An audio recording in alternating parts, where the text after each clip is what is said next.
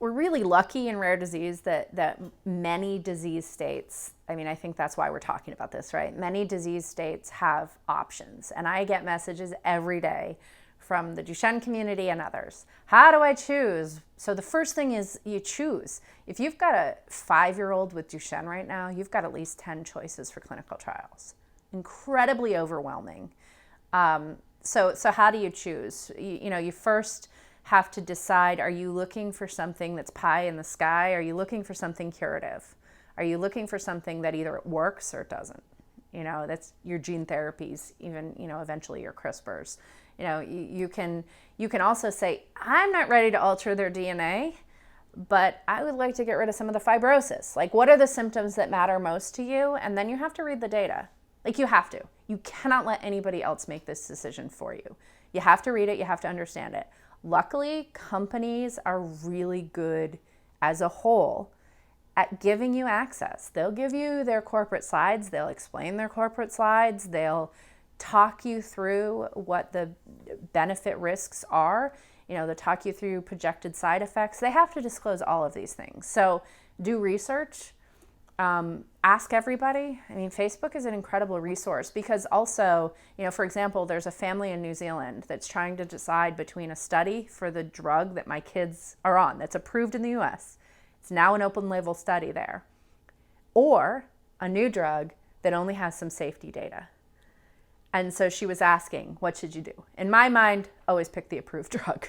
I mean, we know it works, right? So ask people's opinions. She had no idea that it was approved in the US and that there were hundreds of kids already on it and she could get that much information. So first you have to pick. What are you willing to risk? The higher benefit are going to have the higher side effect risks, right?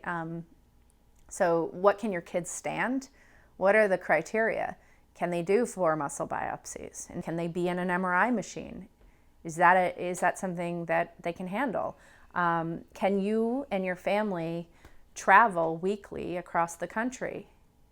Are they providing financial reimbursement for that travel? Not everybody is. However, I will say that if finances are the problem, there are lots of places that'll cover your travel. So don't make a decision based on finances. But can you take time off work? I was lucky. I was married at the time. Could I do it now? Probably not. And then you have to ask some really tough questions of your doctor and then the principal investigator for the study. You have to ask, what's this company's track record?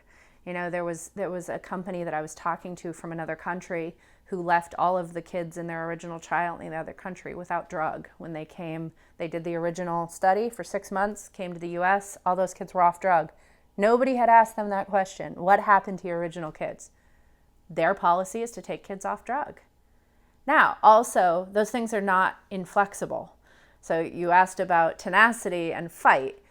If you make a big stink out of something and say, this protocol sucks, and you tell everybody that's thinking about being in the study, we want to see an extension study written into the protocol because you can't just put a kid on, if the drug works, we want to see an extension. If it's safe, we want to see an extension. If there's a rollover, we want to see them off placebo. But that's the other question, placebo versus no placebo. You can get no placebo now, probably for a drug that's not going to be that effective. Any drug that's expected to have a big effect has a placebo because the FDA requires it. So one of our drugs in study has a 3-year placebo. Think about that. Can you handle the chance that you put your child in a 3-year placebo? Because the worst possible thing you can do is drop out of a study. If you can't make a commitment to stay in a study no matter what happens, don't do it. You can also find out at what points is the company willing to share data so that you can make other decisions. If you are in a 3-year placebo study and you're pretty sure your kid's on placebo and they've seen no benefit from any of the kids, and they are evaluating a year and a half in, well, then maybe you do drop out for your child's own personal gain, if you say the drug's not working.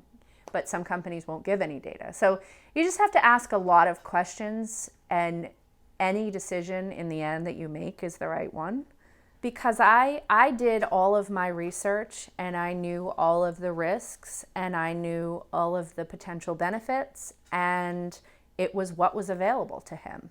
I chose the other drug because it looked safer to me.